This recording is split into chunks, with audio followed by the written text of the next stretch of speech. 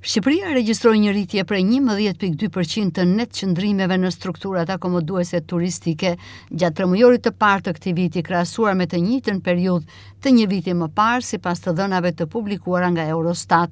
Raporti tregon se në periudhën janar-mars në vendin tonë u regjistruan gjithsej 833.966 net qëndrime, nga të cilat 308.781 u realizuan nga turistët vendas dhe 526.185 nga vizitorët e huaj.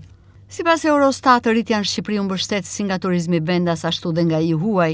Net qëndrimet e turistëve vendas u rritën me 14.1%, ndërsa ato të vizitorëve të huaj me 9.6%, krahasuar me tremujorin e parë të vitit 2025.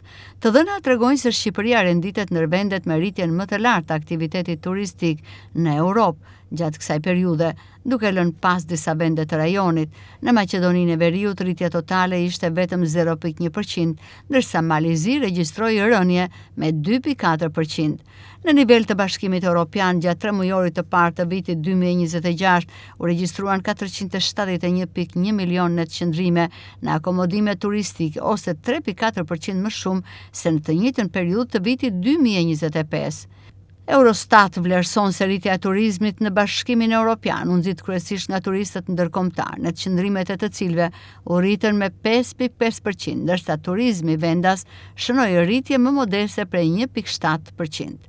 Ndërkohë Italia, Spanja dhe Gjermania mbetën destinacionet me volumin më të madh të net qëndrimeve turistike në Bashkimin Evropian gjatë 3 muajve të parë të vitit.